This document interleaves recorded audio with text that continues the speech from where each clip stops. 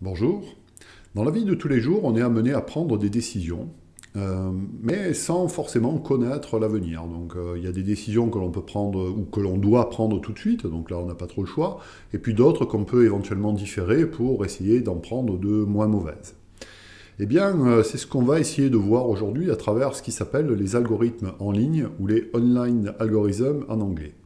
Et l'objectif de tout ça, c'est quelque part d'essayer de prendre les meilleures décisions, ou on va voir plutôt les moins mauvaises décisions, sans connaître l'avenir du tout, du tout, du tout, du tout.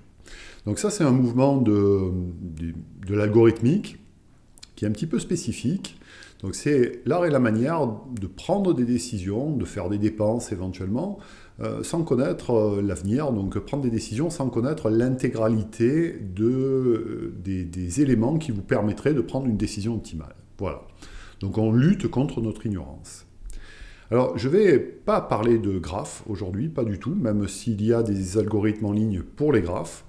D'ailleurs, j'en décris un dans un des chapitres de mon bouquin. Non, aujourd'hui, je vais vous parler de deux problèmes, le problème du loueur de ski et le problème des cas serveurs.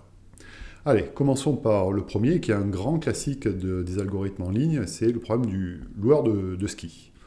On va imaginer un personnage qu'on va appeler Marcel, qui vient de prendre sa retraite, donc c'est un jeune et fringant retraité qui adore le ski. Et il se dit, maintenant que je suis à la retraite, j'ai un petit peu d'argent, donc je vais vraiment en profiter, je vais vraiment me faire un séjour de ski. Donc il va à la montagne, comme ça, avec sa petite voiture, et puis il se met à skier, en fait. Et sa stratégie, c'est de dire, bah, écoutez, tant qu'il y a de la neige sur les pistes, eh bien, je vais skier. Je vais profiter vraiment de mon séjour de ski. Et à partir du moment où il y aura du redoux et où les pistes ne seront plus praticables, lorsque la neige va fondre, eh bien dans ce cas-là, je ne vais pas attendre, je vais repartir chez moi et ça sera terminé. Voilà. Donc c'est un séjour au ski qui peut être plus ou moins long. Du coup, se pose la question de savoir s'il doit louer ou, disons, acheter ses skis, ses équipements. Il va à la boutique de la station qui lui propose deux choses. Soit une location de l'équipement pour, disons, 1 € par jour. Évidemment, les montants sont complètement fictifs. Vous verrez que ce problème est très théorique et très artificiel. Vous le verrez dans la suite. Ou alors une autre option qu'on va appeler achat, ou plus exactement location longue, qui va lui coûter 10 €.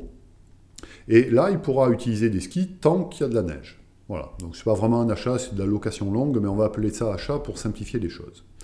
Donc voilà, il se pose des questions, est-ce qu'il vaut mieux louer ou acheter ou faire un mix des deux? Alors il y a une hypothèse importante ici, vraiment très importante dans le cadre des algorithmes en ligne, c'est qu'on ne connaît pas du tout le nombre K de jours de ski. Voilà. On n'en a strictement aucune idée. C'est-à-dire qu'on n'a même pas de statistiques, c'est en ça que le problème est un petit peu artificiel, bien sûr. On n'a aucune idée. Donc, quel jour de ski, qu'est-ce que ça peut être? Eh bien, éventuellement, la saison de Marcel, elle peut durer 5 jours. Ou alors, peut-être, ça peut être un petit peu plus long. Peut-être, il va pouvoir skier pendant 8 jours, mais peut-être qu'un seul jour, dans le fond. Ou alors, ça peut être une saison très très longue de ski qui peut durer 20 jours, pourquoi pas 100 jours, pourquoi pas 1000 jours. Enfin voilà, c'est en ce sens que le problème est assez artificiel. Alors, donc voilà, il est confronté à l'ignorance qu'il a de l'avenir, des possibilités de ski dans cette station. Alors, la dépense optimale. Là, on va faire une hypothèse. Imaginons, donc on a une boule de cristal et que K est connu à l'avance. Donc on connaît le nombre de jours de ski à l'avance. Dans ce cas-là, c'est très simple d'optimiser sa dépense. Si K est plus petit que 10, alors dans ce cas-là, il suffit de louer et le coût optimal, ça sera K. Par exemple, s'il y a 6 jours de ski et qu'on le sait à l'avance, eh bien on va louer des skis pendant 6 jours et ça sera bon. Voilà, on paiera 6 € en tout. Maintenant, s'il y a plus de 10 jours de ski, alors dans ce cas-là, il suffit d'acheter ou faire une location longue dès le premier jour, et dans ce cas-là, le séjour coûtera en tout 10 €. Voilà, donc la dépense optimale est très simple à calculer si on connaît le nombre de jours de ski à l'avance. Maintenant, comment faire si on ne connaît pas, justement, K à l'avance?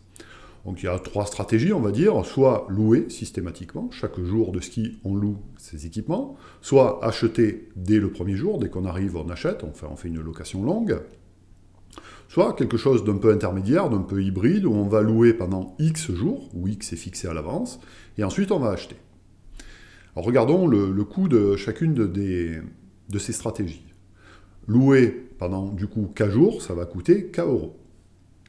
Puisqu'on va louer, s'il y a 100 jours, ça va nous coûter 100 euros. Acheter dès le premier jour, bah c'est facile, ça va coûter 10 euros, puisqu'on va avoir les skis pendant toute la saison. Par contre, louer X jours puis acheter, ça va coûter K euros si K est plus petit que X, donc on ne fera que louer. Et puis, si K est supérieur à X, ça vaudra X euros pour les locations des X premiers jours, puis ensuite l'achat, plus 10 euros. Donc X plus 10 euros. Bien. Alors, essayons d'évaluer un petit peu la qualité de chacune de ces stratégies. La première, l'allocation. K euros. Alors ça, c'est très cher si K est grand. Imaginons qu'il y ait, par exemple, je sais pas, 200 jours de neige. Dans ce cas-là, on va payer 200 divisé par 10, donc 20 fois plus que ce qu'on aurait pu payer si on avait connu le nombre de jours à l'avance. Donc ça va être très très cher si K est grand. Maintenant, acheter, donc dès le premier jour. Et bien dans ce cas-là, ça va être cher si K est petit. Par exemple, s'il n'y a qu'un seul jour de neige, on aurait dû payer qu'un seul euro si on avait connu l'avenir, et là on paie 10. Donc on paie 10 fois plus. Maintenant, évaluons cette dernière stratégie. On va essayer avec X qui va prendre 3 valeurs. Prenons X égale 3. Donc on va louer pendant 3 jours, ensuite on va acheter. Faisons un petit tableau des valeurs. Donc K, c'est ça c'est le nombre effectif de jours de neige. La stratégie optimale en dessous, si on connaît K à l'avance, c'est ça. D'accord? Et maintenant, évaluons notre stratégie pour X égale 3. Eh bien, ça donne ça. Si K égale 1, 2 ou 3, on va payer 1, 2 ou 3 euros. Et à partir du 4e jour, on aura loué les 3 premiers jours, donc ça nous aura coûté 3 euros. Et ensuite, on va acheter plus 10 euros. Et à partir de ce moment-là, on ne paie plus. On ne paie plus pour skier. Donc ça va coûter 13 euros. Alors, ce qui va nous intéresser ici, c'est ce qu'on appelle le rapport de compétitivité, c'est-à-dire le rapport entre le coût de notre stratégie et le coût optimal. Voilà, donc c'est ce qu'on fait, on fait la division. Et ce qu'on va regarder comme mesure de performance, c'est une mesure parmi d'autres, possible, mais en tout cas c'est celle qui est étudiée lorsqu'on étudie le rapport de compétitivité, eh bien c'est le maximum de ces valeurs, le maximum du ratio. Donc avec x égale 3, la valeur max ici, c'est 3,25. Bien, on va payer donc jusqu'à potentiellement 3,25 de plus que ce qu'on aurait dû payer si on avait connu l'avenir. Essayons maintenant avec notre x. Prenons x égale 19. Alors toujours k, toujours l'optimal, ça ne change pas, c'est complètement indépendant de ce x. Et maintenant, évaluons le coût de cette stratégie avec x égale 19. Alors pendant les 19 premiers jours, on loue, voilà. Et ensuite, à partir du 20e jour, on achète. Donc ça nous aura coûté la location des 19 premiers jours, plus la mise de 10 euros, donc ça nous coûtera 29 euros à partir du 20e jour. Faisons le rapport, et voilà ce que l'on obtient. Et là, il est facile de constater que le plus grand des écarts, enfin le plus grand des rapports entre les deux, c'est ici 2,9. Donc c'est légèrement meilleur pour cette mesure, encore une fois, que tout à l'heure pour x égale 3. Alors essayons maintenant avec x égale 9. Donc on loue 9 jours, puis ensuite on achète. Alors toujours k ici, toujours la stratégie optimale, encore une fois, qui ne dépend pas de x. Et maintenant évaluons notre stratégie avec x égale 9. Donc ça donne ça. Pendant les 9 premiers jours, on loue, et à partir du jour numéro 10, on n'achète qu'une fois. Et même si le séjour dure, je sais pas, 100 jours, eh bien, on aura payé 19. Donc maintenant, si on fait le rapport, on obtient ça, et on voit qu'on peut se tromper ici que d'un facteur de 1,9. Voilà. Et ça, on peut montrer, bon, c'est assez facile de montrer que c'est la stratégie optimale. Attention, bien sûr, pour cette mesure, encore une fois, pour ce que j'ai appelé le rapport de compétitivité, c'est-à-dire le rapport entre voilà, le maximum dont on peut se tromper entre le coût de notre stratégie et le coût optimal. Voilà. C'est le rapport max de notre ignorance de l'avenir. Voilà. C'est ce qu'essaient de mesurer les algorithmes en ligne à travers cette notion de rapport de compétitivité. Bien, maintenant je vais passer à un autre problème, qui est aussi assez artificiel et qui se rapproche plus d'un problème, on va dire, de type un peu logistique. Alors imaginons qu'on ait, par exemple, cas robot, ou cas camion, par exemple, ou cas serveur, cas personnes qui sont dans une maison sur un point du plan quelque part. Et voilà ce qui va se passer. Une demande ou une requête, c'est quelque chose qui va apparaître quelque part sur le plan. Voilà, ici par exemple. Et chaque fois qu'il y a une requête qui apparaît, une demande, cette étoile rouge, eh bien vous devez servir cette demande. Et pour ça, vous devez envoyer un robot sur ce point-là. Donc par exemple, on va décider d'envoyer le robot vert qui va servir cette demande.